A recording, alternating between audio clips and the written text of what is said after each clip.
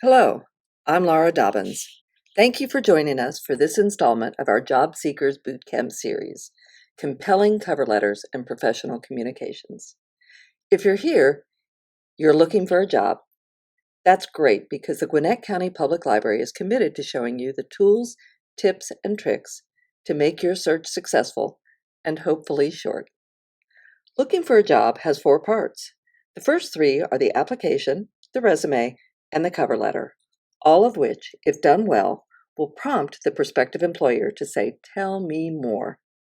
Together, each of these 3 parts will begin to provide answers to what Jenny Foss, a certified resume writer and career coach, says are the 3 questions that need to be answered with a yes in order to get hired. Number 1, can this person do the job? Number 2, do I like this person? And number 3, will this person fit in at my company? If your application, resume, and cover letter all prompt a yes and I want to know more, it should lead to the 4th part, the interview, and on the road to being hired. Our goal is to prepare you to write a compelling cover letter that makes the prospective employer say, "Tell me more." So let's get started. So how will we do that? Think of today as Cover Letters 101. We'll talk about why the cover letter matters. We'll look at the essential parts of a cover letter. We'll talk about how to get your cover letter to a real person who can influence the hiring process. You'll learn best practices and things to avoid. And I'll give you a few tips on how to overcome writer's block and getting started. Finally, I'll give you a couple of tips about making networking letters and thank you notes count for you. Throughout this presentation, I may say, take a note, which means listen up, or literally write this down, when I point out information or resources you can use to feel confident in your communications.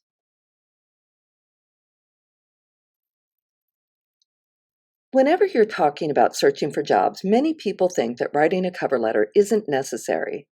Because so much of the application process is done online, people think that no one reads the cover letter. The job announcement or the position description may only mention submitting a resume. On the application site, it may require uploading a resume, but the cover letter may be optional. The result is that people think it doesn't matter, that it won't get read, or that it's not relevant and is dead. That's not true. What is true is that applicant tracking systems are looking for keywords in your resume. The online portal may ask you to upload your cover letter, but it too is looking for keywords and phrases. So the key is that if you can get your cover letter and resume to a human decision maker, that person is more susceptible to an emotional connection or response with the person revealed in the cover letter. According to Knock 'em Dead Cover Letters, 91% of surveyed executives say that cover letters are useful in making a hiring decision. Take a note, the Knock 'em Dead series by Martin Yate, covering resumes, cover letters, and the job search process, is updated every year and is one of the most popular resources in the library. So, the cover letter is all about you. No, not really. At this stage, it's really all about them. A well-written cover letter will show that you've done your homework and will connect what the employer wants in the candidate and how you could meet their needs with your past experiences. It's a chance to let your personality show so they can see you as a good fit for that position. And it provides specifics that could be talked about during the interview as a tell me more moment. What should be included in every cover letter? This is an overview of what it should look like. Don't worry about the specifics. At the end of this, we'll show you links to notes and more samples. We just want you to become familiar with the parts from top to bottom. Part 1. This top section of the letter is just the general contact information. But this is not where you should make mistakes, because misspellings, Unprofessional information or incorrect format shows a lack of attention to detail. So at the top, your contact information. Make sure you have a professional email address, and we'll talk about that later. The name and the title of the recipient. We'll tell you how to be a private detective to find that out. The greeting. Dear Mr. or Ms. If you haven't been able to find out a name, don't use Dear Sir or Madam or to whom it may concern. It dates you. Better to say Dear Hiring Manager, but make sure to connect it with the correct recipient information. For instance, if you found out that Joan Smith is the hiring manager and she is who you're sending the letter to, but you still say Dear Hiring Manager, it shows that you may not have written the letter just for her. The middle section. It's the introduction and the meat of your letter, which is where you can introduce yourself and let them get a feel for how you could fit into the position. This also begins to answer the questions, can they do the job? Do I like them? And will they fit in with our company? The opening. Get to the point, where you heard about the job, what the position is. You want to grab their attention. In this example, I am submitting my resume in response to a job announcement for a medical social worker, number 23456, which was advertised in the March 2004 edition of NASW Focus. In May, I will graduate from Wheelock College in Boston, Massachusetts, with a Master of Social Work and anticipation of completion. Take a note. At the end of this presentation, I'll provide links to sample cover letters for a variety of situations, including a response to an ad, referrals, or prospecting or networking. In addition, along with the notes, I'll provide a listing of some books, databases, and websites that can point you to many more samples. The next section, description, skills, and purposes. This is where you can tie the job description to your resume and skills and introduce specific examples like, due to my interest in social work, I took the initiative to shadow an oncology social worker at Massachusetts General Hospital. As a member of an interdisciplinary healthcare team, I became familiar with case management strategies, including identifying community resources and discharge planning. In this case, it may have been that in the position announcement, keywords might have been case management, interdisciplinary or collaborative team, or community resources. Finally, an assertive, not aggressive, closing statement. I would welcome the opportunity to meet with you. In this example, it goes a little further and says they will contact them in the next week to ask if they need additional information. If you're going to say this, do it, but don't pester. Most hiring managers are busy and may not be available to speak with you directly. Just leave a message, thank them for their consideration, and reiterate that you are available if they need more information, along with a contact phone number. Take a note. Before you begin your job search, listen to your own phone message. If it's not professional, change it. But getting back to this letter, it is perfectly acceptable to say, I welcome the opportunity to speak further, and leave it at that. And finally, an appropriate closing phrase, and your name. So what are some best practices? Make it readable. Match the font to the resume. No wild fonts. Calibri, Arial, and make it 12-point. Make it personal. Get the name of a person who'll read it. Or, Dear Hiring Manager, when all else fails. Refer to the job description. Mirror the language and make sure you address 3 to 5 key requirements. Make sure you're specific about your past history and refer it back to your resume.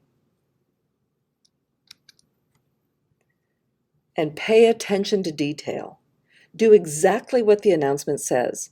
Does the online application say to attach a resume and cover letter? Does it say not to attach a cover letter? Should the format be PDF or RTF? Make sure you follow the directions. Here are some things to avoid. Not matching your letter to the job announcement. If your resume says, "Tell me more," but your letter shows you didn't take the time to think about how you fit the position, it shows a disconnect in your understanding of the job. Not connecting your skills to the position. Once again, can they do this job needs to be a yes. Lying or stretching the truth, particularly if you've read sample cover letters that sound so good and you want to use the same language. Remember, this is your opportunity to showcase you. If you can't support your statements in an interview, it will blow you out of the water. Failure to upload a new resume or cover letter when needed. Particularly when working with sites like Monster or Indeed, you need to make sure you're sending the right resume for the right type of position. We've talked about this before. The outdated generic greeting, "Dear Sir or Madam," or "To whom it may concern." Remember, "Dear Hiring Manager" is always better. And a failure to proofread or edit your letter. It shows a lack of attention to detail. Take a note. If you'd like, you can make an appointment using our Book a Librarian services and have one of our librarians do this with you. Or Tutor.com has career coaches where you can upload a draft and either get written feedback within 24 hours or you can have a virtual meeting with a career coach. Both of these are personalized one-on-one services offered through the Gwinnett County Library. Getting it to the right person. I love this graphic. Think outside the box, because sometimes you have to be creative about finding who the right person is. Why would you want to get the name of a person? With online portals, you may not have the ability to upload a cover letter, but if you do, it's very often treated as an addition. It's better to look for someone to send it to. Jenny Foss, in her lynda.com class, Writing a Cover Letter, said it best. Humans can relate to emotional impact statements, so you need to do your research. Take a look at the job announcement. It might give clues to getting a name for the person the position reports to, or it might have the specific name of the hiring manager. In addition to the online application, you can send them either an emailed cover letter and resume or paper copies of both. If you need to find a name for who is in a key position, our Reference USA database is one of the largest sources of business directory information in the world. Large companies are verified constantly, while small companies are verified at least every 10 months. And Google can be your very best friend, where you can use keywords like Coca-Cola Director of Customer Satisfaction 2020 to find the name of the person that you want to get it to. And if you have a name but need to find out an email address for the person, the company website is often a good place to find out the format of the email address for that person. For instance, I'm Laura Dobbins, and for GCPL, the format is always first initial, last name at gwinnettpl.org. Finally, if you have a name but may be uncertain if they're still there, make a phone call to verify the name of the person and their title. The benefit is, if the person is no longer there, you'll get the name of the new person. Something like, "I'm sorry, Jane Doe is no longer with the company. Mary Smith is our new hiring manager." But what about email cover letters? These days, getting it to the right person may be by email. Why? Because very often when you're dealing with an online portal, although you found out a name that it could be addressed to, it may not make it to the top of the selection pile. If you can also email a cover letter directly to the named person, it may provide that human connection to get your letter noticed. Currently, emailed cover letters are seen more frequently than paper, or a PDF of what is essentially a letter on an 8.5 by 11 sheet of paper. And that is what is frequently uploaded to sites. So start with a paper copy and tailor it to an email format. What you would see on an 8.5 by 11 page is longer than fits comfortably into an email frame. If you have to cut a little from your written cover letter, you may need to do so, because you still want the letter to be readable within one email frame. Just make sure you hit the key points of what they're looking for, along with your most powerful examples. The subject line. It needs to be succinct, 30 to 60 characters, and intriguing. For instance, your name, the position, followed by interested. Or your name, referred by the name of a contact and the position. Here's a hint. Only use the name of a referral if you have checked with them first. This is a form of networking. The assumption is that if you know someone and they are referring you to a position, they think you're a possible candidate and have knowledge of the company. Also, you want to be sure that the name is someone who has credibility with the hiring manager. So make sure you say directly, "May I use your name?" Some best practices. Send it from a professional email address. If your personal email is something like rockinmomjeans@yahoo.com, you need to create another one, but make sure to check it frequently. First name dot last name at whatever is great. Include that personal greeting, "Dear Mr. or Ms." Your email signature should also be professional. And make sure to follow the instructions. If you are going to upload a resume, make sure it's in the correct format, PDF, Word, RTF.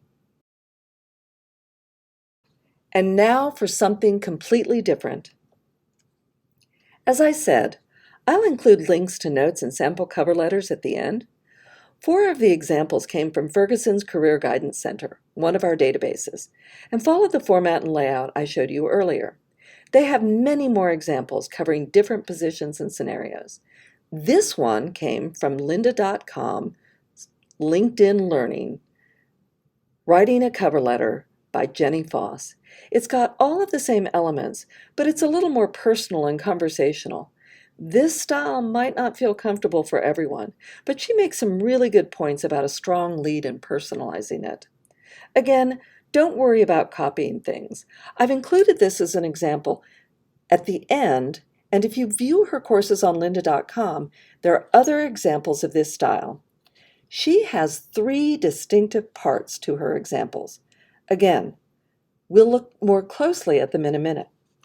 But the introduction is a strong lead with personal connections. Next, a bolded, "What specifically would I bring?" statement. And third, bolded statements that tie the job description using keywords and phrases to direct experiences. So what's different? Let's take a look at the first part. This is an introduction with a strong lead and personal connections. The first line, "American Airlines has been one of my favorite brands for as long as I can remember." A new paragraph, which is a personal story. "Growing up in Chicago, my mom opened a business and became a million-miler flying American. Understandably, this meant that American flew us to every family vacation. I loved everything about the experience of flying." And at this point, you're hoping that the person reading this is saying, "Aha, this person knows us and loves us." The next paragraph. But still part of the story.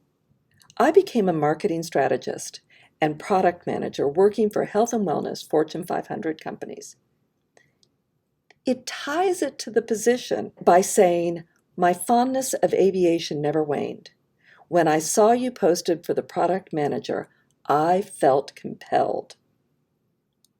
Finally, an introduction of who he is, and he ties it to the position announcement, ending with the strong statement, I would be honored to join the American Airlines team. Another Jenny Foss favorite. The what specifically would I bring to the digital strategy team as your next product manager? This is a distinctive, boldly worded, and bolded statement that draws attention to the specifics of the next section. The third element, boldly worded statements that tie to the job description. Direct experience creating a true shopping experience, one that feels both engaging and efficient to consumers versus like a necessary transaction. For the past 3 years, I've been a key contributor on a team that transformed XYZ Company's core mobile commerce product from an underperforming app to become a key revenue driver for the organization. Notice what he did. He weaves in the word team. I did this with this positive result for the company. This has all of the exactly same elements of the other cover letters, but the writer is creating a statement designed to elicit a positive emotional response on the part of the reader. The hardest part is getting started. Writing letters just doesn't feel comfortable, and it isn't something that we do often anymore. And for me, I always worry about how it sounds. Luckily, there are many resources for sample letters, but as you've seen, there's always a formula that you can use to create the letters. The cover letter is simply a way to provide specific examples of how you can do the job in a way that your resume can't. So pull out the position announcement in your resume. Look for keywords in the announcement. Jot down some specific examples of how your direct experiences could support what they're looking for. Research the company website for additional insight on new initiatives, mission, vision, or use one of our databases like Reference USA or Masterfile Elite to find current news. Review sample cover letters for ideas and phrasing, and then begin writing. Put it away. Then go back and edit and get feedback. Remember, you can get feedback through our Book a Librarian services or tutor.com. We have to touch on 2 other forms of communication when looking for a job that are really important and which have specific rules. The networking letter. People love to give advice, but don't ask for a job. They'd feel as if you've conned them into an impromptu interview or a bait and switch. For instance, tell me more about market research and what specifically you do here. What is the most challenging aspect of Coca-Cola? What types of experiences best fit here? And, oh, by the way, are you hiring? The thank you letter. It can be emailed, so make sure you get the name. But with thank you letters, you should also include any takeaways and how the information will be used. For instance, you said people who do this position need strong math skills. Based on that, I've signed up for an advanced statistical methods course. Thank you for that insight. And then make sure that after that networking contact, it's timely. We've covered a lot, and I'm sure you're feeling a little overwhelmed. But don't worry, we're available to help you get started. All of the above databases and sites are on our digital resources page. Remember, Ferguson's Career Guidance Center has numerous sample cover letters. Job and Career Accelerator can help create standard cover letters with a template. Lynda.com has videos, including the ones by Jenny Foss, the resume writer and career coach, along with samples of her style and approach. They're all accessible with your library card and PIN number. If you're having trouble, contact us and we can help you. And for one-on-one expert help, We have our Book a Librarian service where you can meet with a librarian for anything from resume and cover letter help, or proofreading and editing, to helping you navigate our website or assistance in using our databases for your job search. One final thought. The goal is to get the job, and in order to do that, employers have to say yes to the 3 questions. Number 1, can they do the job? Number 2, do I like them? And number 3, will they fit in here? A winning cover letter, along with a strong resume and an application done right, that help prospective employers to a yes for all of these questions will be the ticket to the interview. Navigating that successfully will get you the job, but that's another presentation. Thank you for watching, and please contact us with any questions. You can click on the link to get notes on this presentation and sample cover letters.